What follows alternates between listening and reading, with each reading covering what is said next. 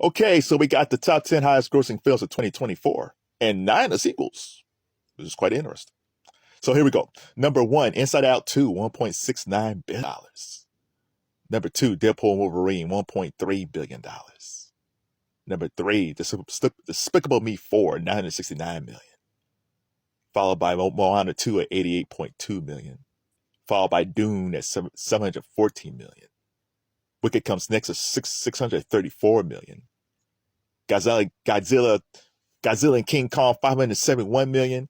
Kung Fu Panda 4, $547 million. Venom 3, $476 million. And coming in at number 10, Beetlejuice 2 at $451 million. Shout out to Beetlejuice 2. Start off with that. Beetlejuice 2, that's a lot of years in between films. And Michael Keaton said he did not want to be in the film any longer than he was in Beetlejuice 1. I think most people said that Beetlejuice 1 is better. But Beetlejuice, people actually enjoyed it.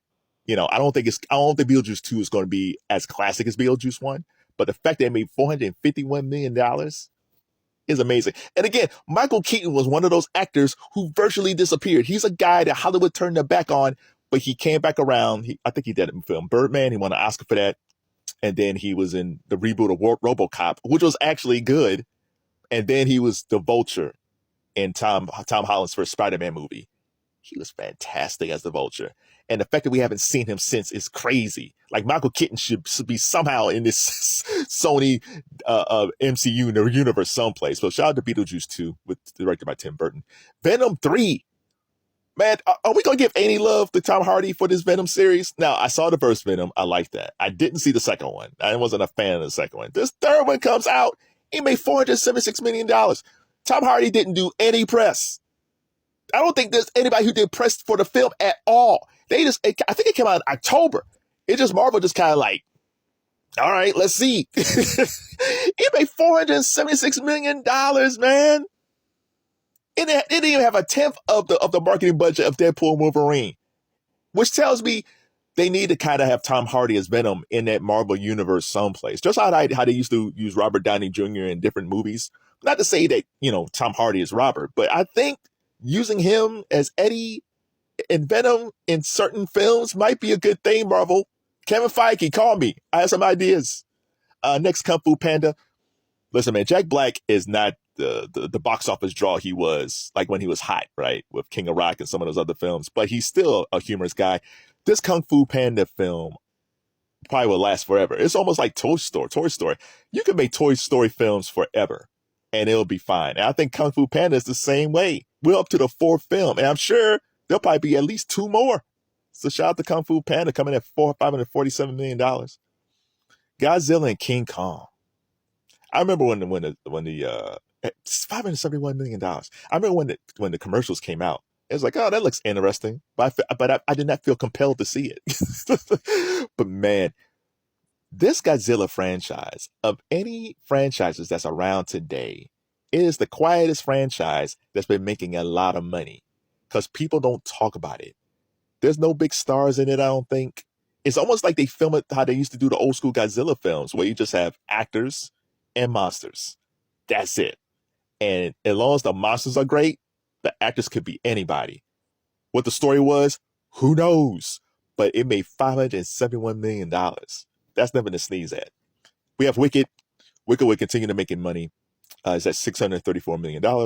It'll probably be, by the time it's end of its run, it'll probably be closer to $1 billion, probably around probably 700, 800 million. I'm kind of surprised that Wicked hasn't made $1 billion. With it's great buzz. It's cinematically great. People love it. They go into the theaters and sing the songs, which I hate, but because it takes away from my experience of enjoying the film from actual singers. And I think that might be part of the problem. I might be wrong, but I think some people are waiting to watch that film when it's on HBO Max or wherever it's on, whatever streaming platform it's on, because I think people do not want to go see that film and hear a bunch of people in the audience singing. And people say, but why? It's my favorite song. Yeah, but it's inconsiderate for everybody else. When you go see a Broadway play or even community theater that's a musical, I'm not here to hear you sing. People just watch and listen. That's what you're supposed to do. I don't know if any Broadway plays where they will allow that. Even Wicked on Broadway, I'm sure some people try to sing it and people say, shut up. I'm trying to hear Adele Dazeem.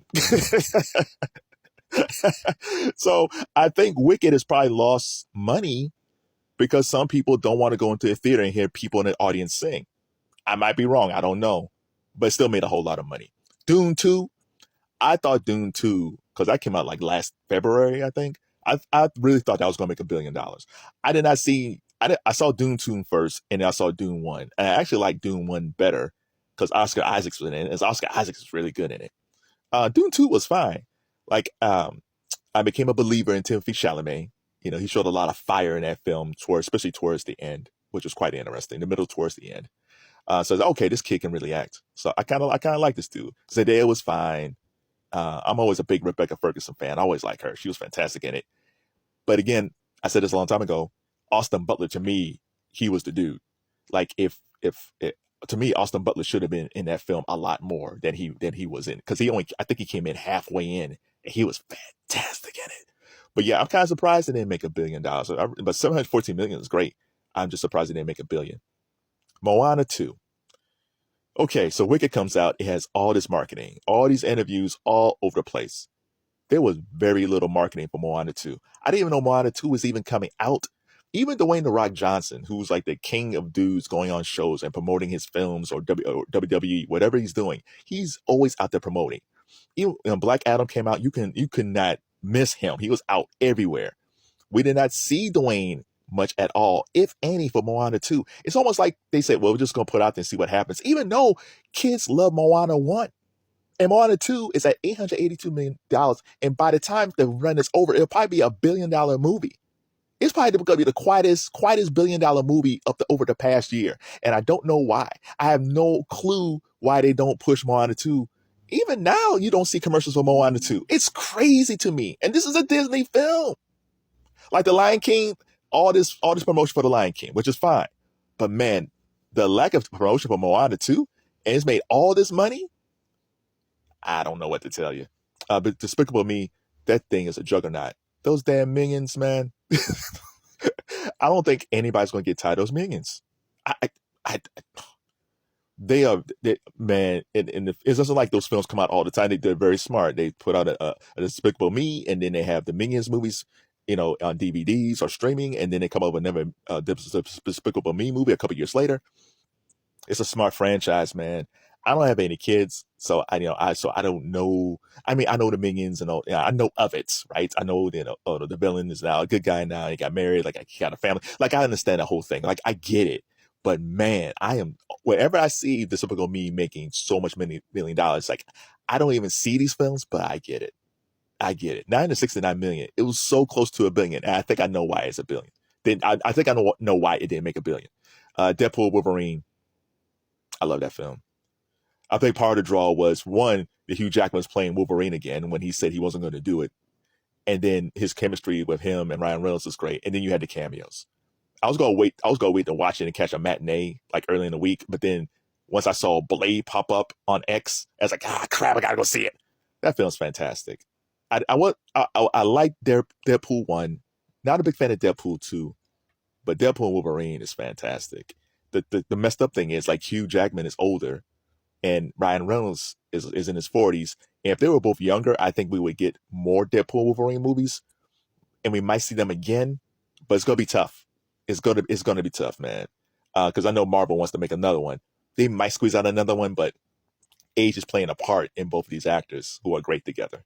And they should just make another film. There's that Charles Grodin, Robert De Niro film. I forget, that was on the train. That's a comedy. I think they should do that. And number one, Inside Out 2. Inside Out 2 made $1.6 billion. It is insane. It is insane. And they're not like Minions where you have all these Inside Out 2 movies. I'm sure there's a few. But man, $1.69 billion for a cartoon that people love. I've never seen it, but people that I know seen it, they say they love it. So if you've seen Inside Out 1 or Inside Out 2, tell me why you love this film so much. So of all these films, which one was your favorite film? And which film you was kind of like, it was all right. Man, but $1.6 million Inside Out 2. Good job, everybody. I need to get in touch with my feelings more. Shout out to them.